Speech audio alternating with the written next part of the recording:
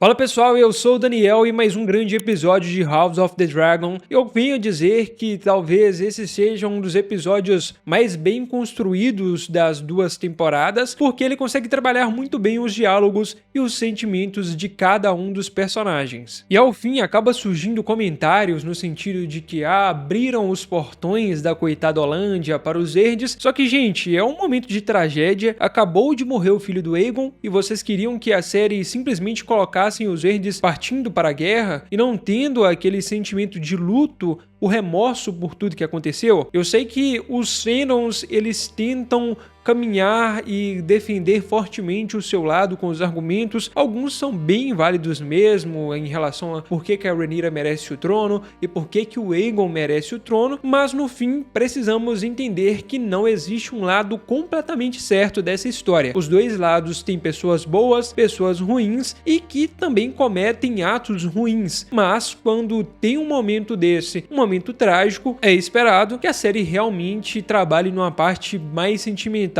e nesse caminho eles fizeram muito bem com os verdes, principalmente ali no início do episódio, onde vemos o Aegon saindo quebrando tudo, ele quebra a maquete do Viserys, está extremamente enfurecido, até vi uma comparação que eu acho injusta, porque o Aegon fala, eu sou o rei, I am the king, e colocando aquela tradicional frase do Tywin Lannister, né, dizendo que se você precisa dizer que é o rei, então você não é rei. Algo nesse sentido, eu não lembro a frase 100% por aqui. E é até injusta essa colocação, porque ali foi num momento de fúria do Aegon por ter perdido seu filho, o seu primogênito, que no primeiro episódio nós vimos toda a admiração, o amor que ele tinha por esse filho. E esse início com uma trilha dramática e impecável e também com uma atuação impecável, uma atuação gigantesca do Tom Glencarney, que faz o Aegon Targaryen. Nos primeiros episódios, nos episódios lá da primeira temporada, o Aegon é posicionado como uma figura mais bobalhona, que não sente, né, o peso das coisas que caíram nos seus ombros, né, a responsabilidade de ser um rei ou de ser um herdeiro, como coloca os verdes a sua confiança no Aegon, e agora vemos uma outra face, uma face muito mais furiosa, desesperada por conta de tudo que aconteceu. E o Tom entrega tudo nesse episódio, não só nesse momento, mas em outros. É um baita ator. E em questão de elenco, House of the Dragon está muito bem equipada. É uma série que tem um cast muito bom, e isso a gente pode discutir até em outras cenas sobre outros atores dessa produção. Em seguida, tem o Aemon pegando uma moeda de ouro e colocando em um dos seus olhos, podendo indicar que seria uma referência olho por olho, filho por filho, né? Mas colocou ali no olho bom dele. E ao encontrar essa moeda, ele consegue entender que o ataque foi direcionado para ele, porque essa moeda está caído debaixo de um das suas camas, um móvel ali do seu quarto. Então ele percebe que alguém foi no seu quarto primeiro para tentar matá-lo, nos seus aposentos. E eu não me lembro se Fogo e Sangue deixa bem esclarecido isso, posso estar enganado, que naquele momento em que foi dividido, né, a Rhaenyra sendo a rainha lá em Pedra do Dragão, o Aegon sendo o rei em Porto Real, começaram-se a cunhar moedas com o rosto de cada um, moedas de ouro. Talvez aquela moeda tenha alguma referência à Rhaenyra e também já ficou claro de onde veio o ataque. Era de se esperar, né, que o ataque viesse da Rhaenyra, só que ele tendo essa confirmação que veio do Daemon, e essa admiração que o Aemon tem com o Daemon não é algo recente. Lá na primeira temporada tem algumas cenas bem sutis que dá para ver esse movimento, essa interação meio que indireta dos dois. E ele, ao segurar essa moeda no seu olho são, né, no seu olho existente, também indica coisas futuras. Só que eu não posso contar essa referência que a série fez, ela é algo muito mais voltada e eu não vim aqui para dar spoilers do que vai acontecer lá na frente. E dentro desse pós-ataque sofrido diretamente, o Otto e a Alicent começam a conversar. A Alicent extremamente transtornada por tudo que aconteceu, não só com o seu neto, mas principalmente com a Helena, que foi a mais afetada por isso tudo, porque o Jaehaerys, como ela mesma disse, agora está lá descansando, né? Acho que o outro que fala desse modo também. Só que a Helena, ela vai viver após esse acontecimento, após toda essa tragédia. Então a preocupação da Alicent é necessariamente focada na filha. E essa conversa, ela começa a estruturar o que vai ser debatido no Conselho Real, porque o outro ele já dá a entender que vai utilizar essa situação como uma forma de benefício para os verdes, e dentro do Conselho, algo que fica evidente é que lá no primeiro episódio temos um Aegon todo feliz, achando que já tinha uma vitória conquistada, por conta de ter sido coroado, do Aemon ter feito esse ataque direto ao Lucerys, então o Aegon achou que estava com a bola toda. E após esse ataque direto a ele e sua família, ele vê que as coisas não são assim e sente todo esse peso, e por isso tem toda essa fúria dele, porque ele chega à conclusão que não é o que ele esperava ou que ele acreditava, é um choque de realidade assim em sua mente. O Aegon faz até um xingamento ao Criston Cole, dizendo que, onde que você tava? O Criston Cole, tava dormindo. Aí ele, na cama? Como assim, Criston Cole, você tava na cama? Mal sabe o Aegon que a cama que o Criston Cole estava era na cama junto da mãe dele, junto da Alicent, o que torna isso muito pior ainda. E dentro desse conselho é debatido duas vias. O Aegon meio ressentido, não querendo que o corpo do filho seja exibido para o público, porque na visão dele seria uma representação de que eles são fracos, já que foram atacados dentro do próprio castelo com a própria segurança. E já o outro já percebe que, na verdade, o Aegon já é considerado fraco por todos os acontecimentos passados que rolaram. Então, por isso, é uma oportunidade de utilizar a situação para fortalecer a reivindicação dos Verdes e enfraquecer a reivindicação da Rhaenyra, colocando ela como a Cruel, termo que foi utilizado primeiramente com Maegor o Cruel, que realmente ele era um Targaryen cruel mesmo, era um cara extremamente tirano. E agora, cunhando esse apelido na Rhaenyra para criar todo esse impacto com o povo, pelo menos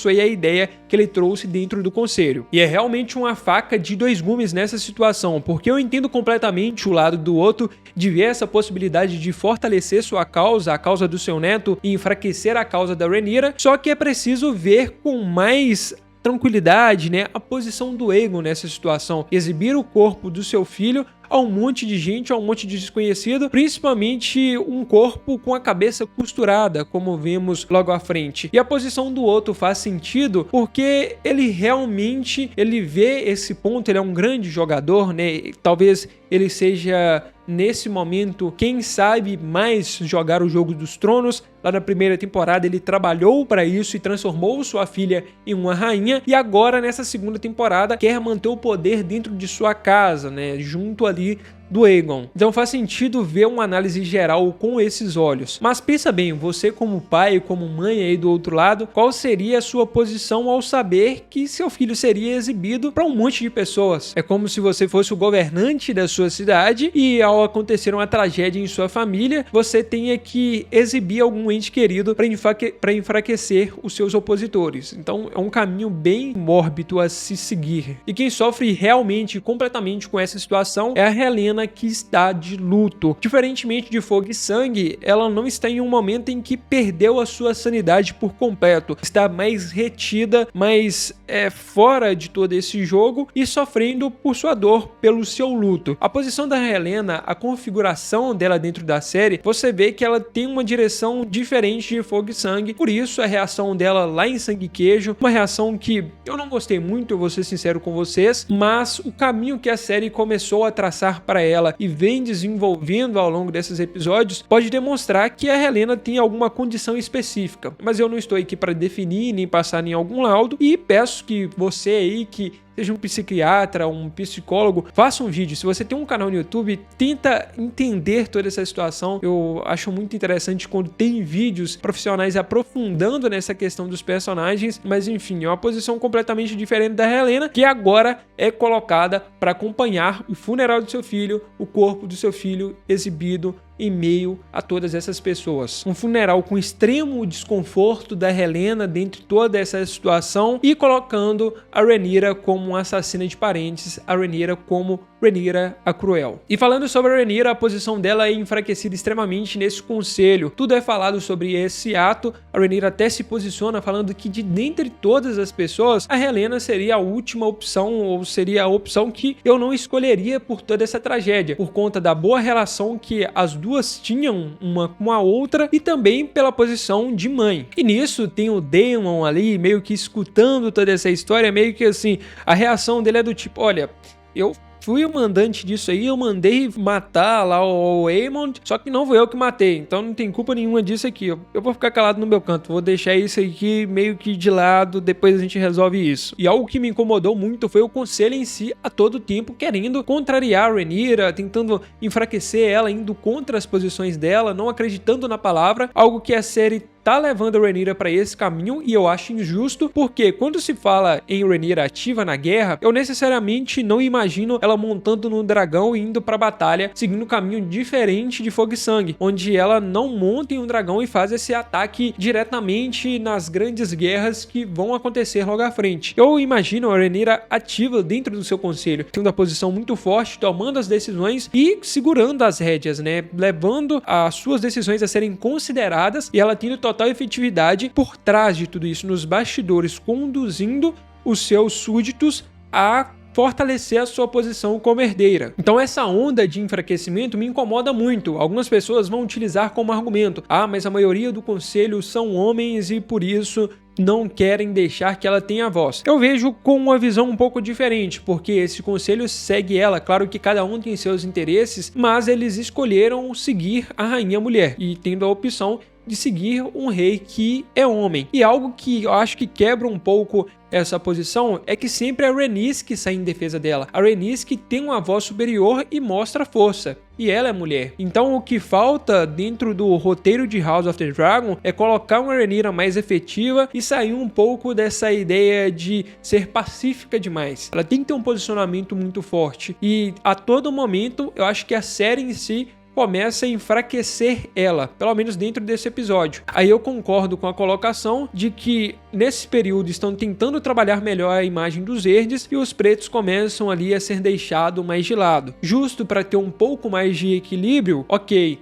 mas a posição que colocaram a Rhaenyra eu sinto que é injusto nesse momento da guerra, um momento em que ela perde o filho, ok, ela passou por seu período de luto, beleza, e agora quero ver, pelo menos eu, uma Rhaenyra mais reativa, uma Rhaenyra com uma posição muito mais forte, sendo mais incisiva nas suas ações e colocando cada um do seu conselho em seu devido lugar. Uma das melhores cenas, um dos melhores momentos de House of the Dragon até agora, algo que eu confesso que eu julguei precipitadamente, é essa conversa, esse diálogo entre Daemon e Rhaenyra, que pelos trailers parecia que seria uma agressão gratuita ali do Daemon contra a Rhaenyra, só que começa nesse ritmo mais esquentado e por fim termina em uma briga de casal. Porque iludido seja quem acreditou que Daemon e Rhaenyra seria aquele casal da Disney que viveram felizes para sempre e foram cultivar essa ideia de colocar Rhaenyra no trono. Cada um tem seus objetivos e suas convicções, e principalmente o Daemon, que é um personagem completamente instável. É um ponto muito válido ver a Rhaenyra colocando o Daemon na sua posição e dizendo: cara, você não é confiável, não dá pra acreditar em você. Eu até tentei no passado, só que agora eu vejo que não, você é uma pessoa que só olha pra si mesmo, que só pensa em si mesmo e não merece essa confiança. O meu pai, ele não estava com medo de você, ele não estava querendo afastá-lo dele. Na verdade, ele te afastava porque ele não confiava em você. Então ele tinha um monte de responsabilidade, né, para cumprir, coisas a fazer, enquanto você sendo todo instável e não confiável. Então por isso que ele sempre te deixou de lado. Ele não confiou completamente porque você não é esse tipo de pessoa. E o lado do Daemon faz um pouco de sentido também em algumas partes desse diálogo, não em todos, quando ele fala: olha, Rhaenyra, mas quem que coroou você? Quem que pegou a coroa ali do Sir Eric e colocou na sua cabeça, que fez de tudo pra você até esse momento? Ok, é muito justo a Rhaenyra falar sobre confiança em relação ao Daemon, mas devemos concluir, né, que durante todo esse período, apesar do Daemon tomar algumas ações precipitadas, ele sempre fez isso pensando em fortalecer a posição da Rhaenyra, pensando em trazer essa vitória para a Rhaenyra. Então é esse ponto que ele coloca. E uma coisa que eu falo que é muito justa e que agora há pouco eu falei que me incomodava, é o Daemon falando: olha, se você continuar nessa posição sua meio que de fraqueza, né, e não tomando as devidas ações que nesse momento, agora é guerra, precisa ser tomada, você vai ser vista como seu pai. E seu pai era visto como um fraco. É algo na direção de: você não pode se acovardar dessa briga. Agora começou, tem que agir. A posição dos dois, toda essa briga, essa troca de farpas, e de cutucadas um em outro foi algo muito valioso para esse momento da série. São diálogos assim que precisam ser mais trabalhados, para mostrar também essa quebra que existe em ambos os lados internamente. E cara, uma das melhores coisas foi ver a Rhaenyra falando assim com o Daemon: nossa, você é patético. A postura da Emma Darcy, né, como Rhaenyra ali foi sensacional, né? Como eu falei, o elenco de House of the Dragon não deixa a desejar em nada. O Daemon, como ele referenciou várias vezes no primeiro e nesse segundo episódio, ele parte para Harrenhal. E a posição do Daemon nesse momento da história, pra mim, é muito semelhante com o Daemon que lutou contra a Triarquia e partiu para os degraus lá na primeira temporada. Por quê? Ele vai meio que contra a vontade do Viserys, ele chega lá, domina o local, e depois disso ele chega e fala pro Viserys: não, olha, entrego aqui minha coroa, eu não sou rei de nada, você que é o rei, você que conquistou aquilo. Então provavelmente ele vai ali pra Harrenhal, vai conquistar a Harrenhal, vai se colocar numa posição de liderança lá, de governante, porque ele está bolado com as verdades que a Rhaenyra cuspiu na cara dele, e vai chegar um momento que ele vai perceber: cara, eu sou realmente impossível, eu não sou confiável. Então beleza, Rhaenyra, aqui ó, toma Harrenhal com você pra você. O Daemon tem dessas. É esse personagem cinzento que queremos ver, que eu quero ver em tela. Esse personagem que, ao mesmo tempo que você pode olhar e confiar nele, ele vai, toma uma ação precipitada e você pensa: pô, o Daemon de novo fez cagada, só que depois ele vem e conserta, porque ele entende que tem um bem maior, algo maior pra ele lutar. Então, nos próximos episódios ou no futuro, eu espero que o Daemon chegue a essa mesma conclusão como ele chegou lá na primeira temporada, que realmente a vez dele passou, que ele não merece, né, o trono, não conseguiu ser rei, já passou essa história. Agora ele tem que defender sua esposa, a Rhaenyra, e nutrir esse mesmo amor que ele tinha com o Viserys, que apesar de ser totalmente não confiável, ainda assim ele tinha um amor pelo seu irmão, e em nenhum momento ele chegou a traçar algo de um ataque direto ao Viserys. Ele simplesmente saiu para cumprir o que ele achava que era para ser dele, né, o egoísmo dele. E nisso temos a Baela sendo escolhida para fazer a ronda sobre Porto Real com a sua dragão, a Mundenser, uma adaptação que acertou em cheio, porque a Baela lá em Fogo e Sangue, ela só tem algum peso mais pro finalzinho da Dança dos Dragões. E agora já colocando ela ali para fazer uma ronda. Claro que eu acho que é difícil colocar uma dragão do tamanho da Mundenser para ir para uma batalha, para uma guerra. Eu acho que o livro também já define isso muito bem nas batalhas que tem os dragões e quais dragões são, que são dragões de grande porte ou que tenha alguma coisa relevante, né? Não que a Mundenser esteja tirando aí a Mundenser de cena, mas ela ainda é muito pequena. E já colocar a Baela para fazer essa movimentação, para utilizar a sua dragão, porque ela existe e ela precisa ter uma função. Isso é uma adaptação em cheio, um acerto em cheio de House of the Dragon. E voltando para Porto Real, existe uma cena de peso quando a Helaena se encontra com Aegon na subida das escadas. Existe uma troca rápida de olhar e talvez a Helaena esperava ali um abraço, um conforto, um remorso compartilhado entre os dois, entre ela e o Aegon. E é necessário tocar em um ponto em que os Verdes, após toda essa tragédia, ficou muito mais preocupado, como eu falei no início, com o plano do Otto de exibir o Jaehaerys e ter esse fortalecimento de posição, do que o cuidado com o Aegon e com a Helaena em si, com o sentimento de ambos, principalmente da Helaena. Você não vê uma cena do tipo da Alicent chegando e abraçando a Helaena, confortando ela ou confortando o Aegon diretamente, como aconteceu no episódio passado da Rhaenyra com o Jace, onde o Jace começa a falar, né, suas falas de acordo com sua função de súdito, e a Rhaenyra chega e o abraça, fazendo a sua função de mãe e filho. Existe um distanciamento da Alicent e do Otto também como avô desses dois, de trazer um conforto para eles. No fim, depois de tudo isso que aconteceu, você não vê o Aegon e a Helaena recebendo palavras de conforto ou situações que façam eles, pelo menos, aliviar essa dor que ambos estão sentindo. Após isso, a série começa a trabalhar com alguns paralelos. O Criston Cole indo no quarto das crianças e vendo o que a sua insuficiência na segurança causou, né, a morte de Jaehaerys, e a Rhaenyra brincando com seus filhos. Porque no fim, o primeiro episódio eu defini que foi um episódio sobre mães, então a Rhaenyra sente esse peso também que a Helaena sentiu. Por isso que eu volto a dizer, né, esse distanciamento. É possível ver que a Rhaenyra, como mãe, ela consegue ter essa aproximação maior dos seus filhos, esse sentimento, esse peso que ela carrega. E falando em paralelos, há um paralelo muito legal algo até poético que House of the Dragon faz, que é a Alicent tomando banho constantemente. Algumas pessoas até questionaram lá no primeiro episódio, por que mostrou a Alicent tomando banho? Porque ela se sente suja, e quando ela toma banho, ela está ali surrando, se lavando, ela sente que está lavando de alguma forma os seus pecados. E esse paralelo acontece com o Criston Cole, quando o Criston Cole se encontra com o Sir Arik e começa a ficar incomodado com o seu manto branco, né, com o manto branco do Arik, que está todo sujo de barro. Porque ele mesmo diz que esse manto branco significa pureza, significa fidelidade, algo que o Aegon quebrou completamente desde lá na primeira temporada com a Rhaenyra, só que agora ficou muito mais forte nesse momento, porque existe um remorso muito grande dele em parte do assassinato do Jaehaerys. E dentro desse sentimento de culpa, de sujeira, ele vai descarregando ali no Arik e colocando o Arik em uma posição ruim. E nisso, ele utiliza essa posição ruim do Arik para colocá-lo em uma missão de matar a Rhaenyra, de se posicionar como seu irmão, o Eric, e entrar no palácio e tentar matar a Rhaenyra. Em termos de estratégia, é preciso assumir, é uma jogada extremamente inteligente. Voltando para os pretos, Jace e Baela têm uma conversa, e o início da cena é com a Baela apontando a sua besta em direção ao Jace, uma referência também a algo que vai acontecer no futuro. Se você é do livro, talvez você tenha pegado. Se você não leu o livro, então eu não vou te dar spoiler aqui, que eu te prometo. E a conversa interessante sobre os dois é que agora que eles estão mais velhos, eles se sentem livres para falar sobre a verdade, né? Que o Jace é bastardo. Por isso que a Baela pergunta: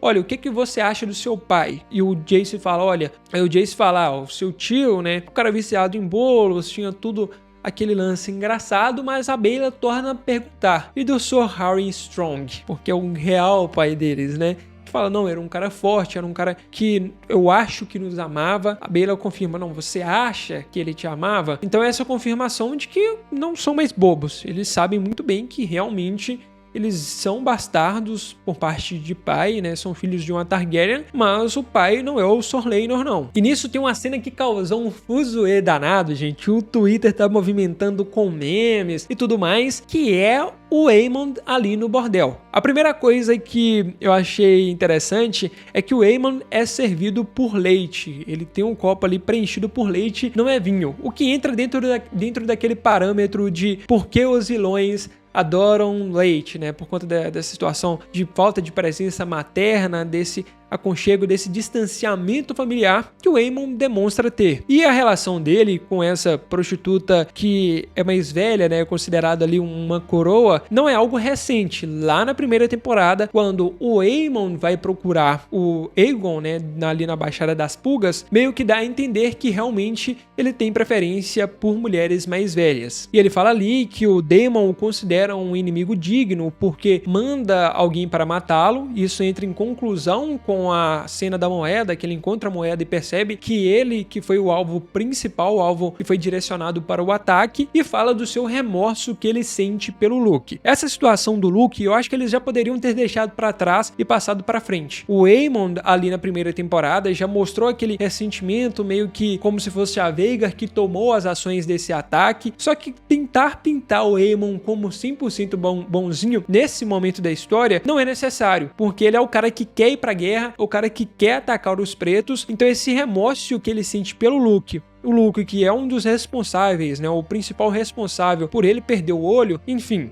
deixe isso de lado, vamos trabalhar outra situação. O Aemond já virou essa página, e o Aemond ali no primeiro episódio é o Aemond que quer ir pra guerra, que quer atacar, que quer destruir os pretos. Então essa situação de remorso pra mim já tá batida e já tem que deixar passar isso aí. E essa mulher que está com ele fala algo interessante, dizendo que quando os príncipes perdem o controle, quem paga é o povo de baixo, é a classe mais baixa. E isso é refletido numa cena seguinte, onde mostra o Hugh e sua família ali comentando sobre a subida dos preços, as coisas estão mais caras, estão mais difíceis. Então já mostra que uma grande ação, né, dentro dessa guerra, mas uma ação meio que pequena e indiferente para o povo em si, porque a guerra não é uma guerra deles, mas afeta eles. Eles sofrem com isso. Esse parâmetro que House of the Dragon traz em trabalhar mais esse sentido da galera lá de baixo de Porto Real com a plebe é um ponto interessante. A gente sempre vê a questão ali dos reis, do jogo dos tronos, mas não consegue ter uma visão geral, um parâmetro geral do povo em si. O que eles pensam? Lá em Game of Thrones, a gente vê o povo em uma situação de calamidade, o que dá pra ver que é uma vida completamente difícil, só que em House of the Dragon você vê membros da plebe comentando sobre isso, falando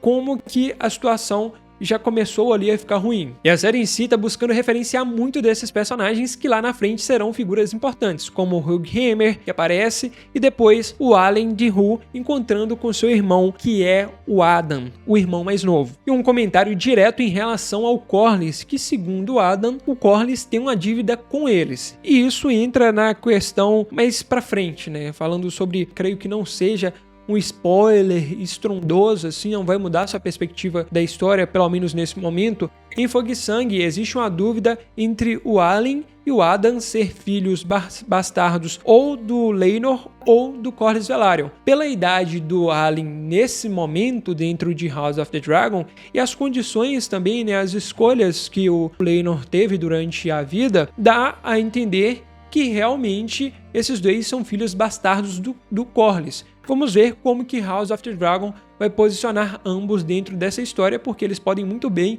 ser filhos bastardos do irmão do Corlys ou algo nesse caminho. Na cena seguinte, Corlys e Rhaenys na cama. Gente, nesse momento, o pau torando, a guerra comendo, e vocês aí, vovozinhos, se vocês não vem bem bom, não vai, que isso, hein? Mas gente, é brincadeira, tá? Antes que alguém leve essas frases aqui a sério. A Rhaenys, ela coloca um ponto justo, principalmente falando do Daemon, e entra dentro daquela conclusão que eu falei do Daemon ir lá pra Harrenhal tomar e depois chegar a se posicionar como um líder e devolver para a Rhaenyra, algo que aconteceu lá nos degraus. Ela falando que o quão difícil é você ver a coroa passar de você, né? Não chegar pra você. Então, a Rhaenys, ela teve um sentimento semelhante com Daemon. Claro que a situação dela é completamente diferente. Ela realmente estava ali brigando pelo trono, não brigando literalmente, mas estando nessa posição de ser uma herdeira e com uma reivindicação justa. O do Daemon já não é tão justo assim, porque ele nem é o filho primogênito, então ele acreditava que ele deveria ser rei por conta de suas habilidades, que segundo ele sentia que suas habilidades eram superiores à do seu irmão Viserys. Mas já dá para perceber que a Rhaenys já traz uma linha de raciocínio bem semelhante com o que eu pensei ao ver toda essa situação entre Daemon e Rhaenyra nesse momento inicial. E lá em Pedra do Dragão, quando a Mysaria vai se encontrar com a Rhaenyra novamente, algo bem legal no início, que talvez você não tenha percebido, é que a Rhaenyra, ao abrir o livro, ela está lendo a história de Visenya. A Visenya, que foi a irmã e esposa de Aegon Conquistador, e foi uma baita guerreira. Já mostra que a Rhaenyra já está estudando ali e traz também a possibilidade de que realmente podemos ver a Rhaenyra em combate, diferentemente do livro Fogo e Sangue. A conversa dela com a Mysaria eu acho válida também, porque lá em Fogo e Sangue a Mysaria, ela meio que integra o conselho da Rhaenyra, porque ela tem, né, esses contatos, sendo uma mestre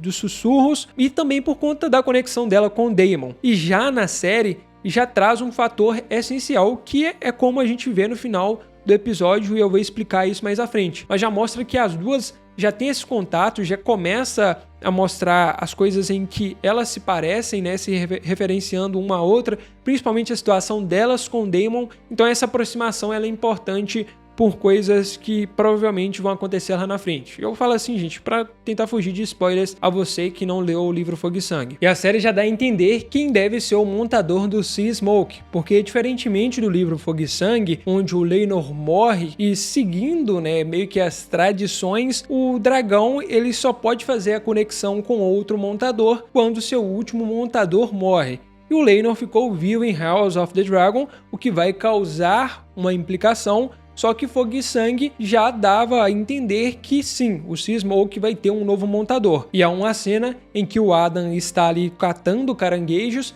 e vê um dragão voando ali no céu, que é o Sea-Smoke, já levando nessa direção, que ele será o próximo montador. E outro personagem que tem uma relevância no futuro também é introduzido logo nesse segundo episódio, é o Wolf, o branco, que tá mais pra Wolf, o grisalho, né? Aí o Cash foi de sacanagem, né? Podia ter pintado o cabelo dele de branco, branco mesmo, porque o apelido dele é Wolf, o branco, e não é à toa. E ele vê ali os caçadores de ratos enforcados, e ao longo dos próximos episódios você vai entender o porquê ele tem um papel nessa dança dos dragões. E uma das grandes cenas também de House of the Dragon e do episódio é a treta entre o Otto e o Aegon. O Otto se sente extremamente irritado porque essa morte dos caçadores de ratos, o Aegon não matou apenas os caçadores, mas incitou a fúria nas mulheres, nos filhos, nas mães, entre outras pessoas dentro dessa família, que estão amaldiçoando naquele momento o nome do Aegon. Claramente, o Otto também sente um pouco da perda de controle sobre o seu neto, porque ele se sente furioso ali quando ele descobre que a ação que o Cole comandou de mandar o Arik lá para atacar a Rhaenyra, ele nem mesmo ficou sabendo disso, ele não foi consultado. Então tem uma fúria por parte do Otto,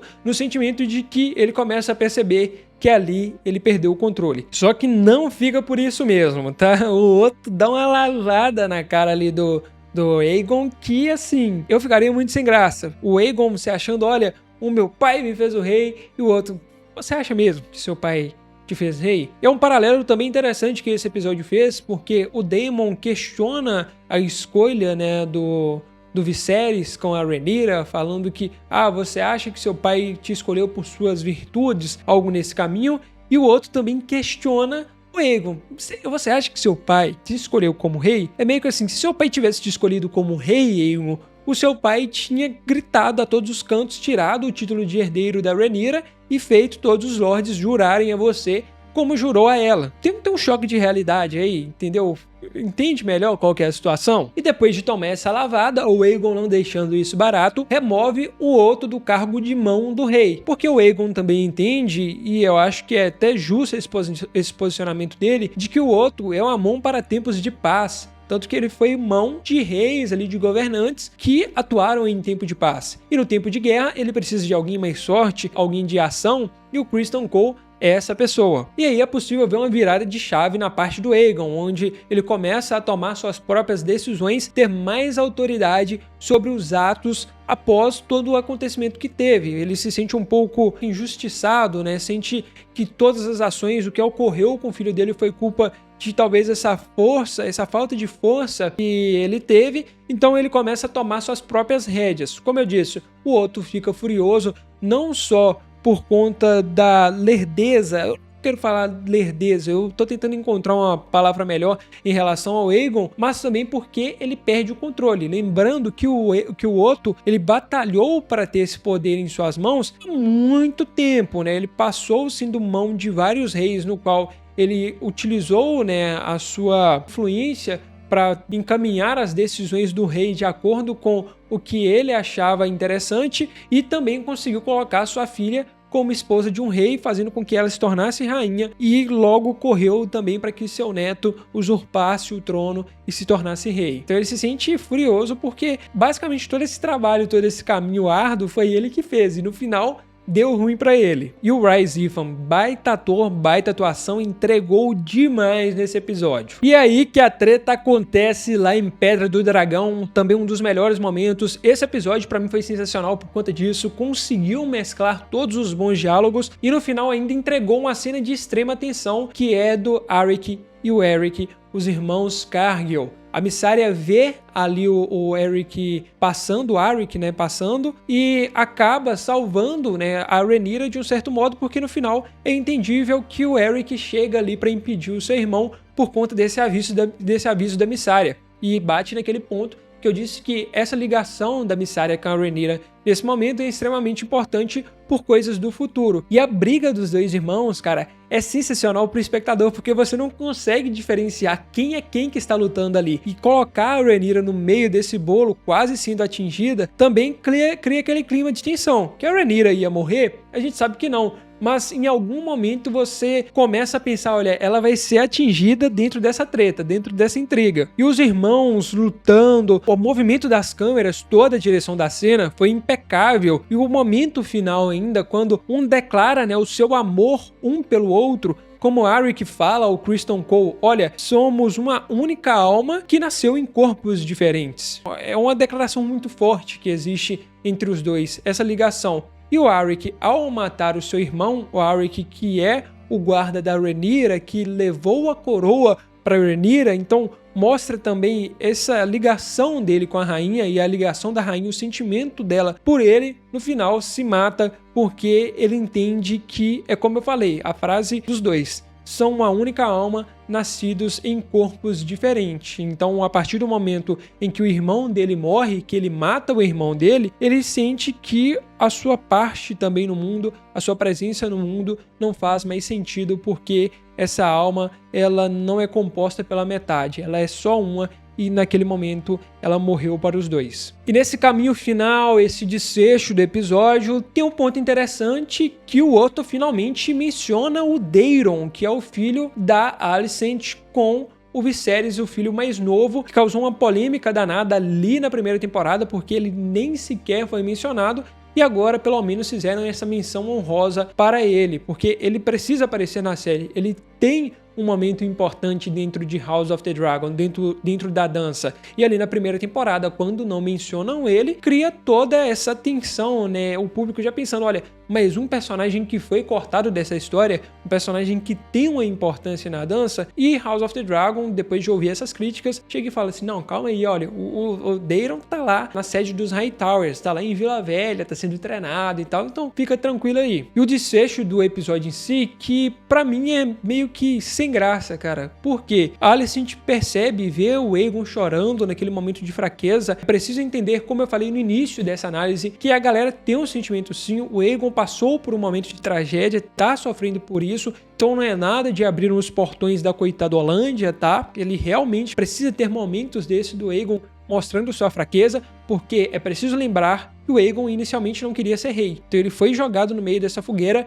por conta da mãe dele e do avô dele. E a mãe dele, que é a principal responsável por ele estar nessa posição catastrófica, né, e ter deixado de ser aquele menino que frequentava bordéis, que é um cara sujo também, mas que estava ali na bebedeira, para ganhar uma responsabilidade que ele não quis, algo que a mãe dele desejou. E nisso, a mãe dele tá lá, pegando o guarda real com Criston Cole, com a cena de sexo desnecessária no final. No futuro deve ter alguma explicação para isso, ok, mas essa demasiada insistência nessas cenas de sexo, essa demasiada visão de colocar a Alicent e o Cole pra tá ali nessas cenas de sexo, nesse relacionamento dos dois, tá sendo bem desnecessária. Igual esse episódio já teve um tamanho extensivo, e esse momento de colocar ali o Cole e a Alicent no final para tentar criar algum tipo de choque, do tipo que, olha, eles sabem que estão errados, mas estão insistindo no erro. Pra quê, cara?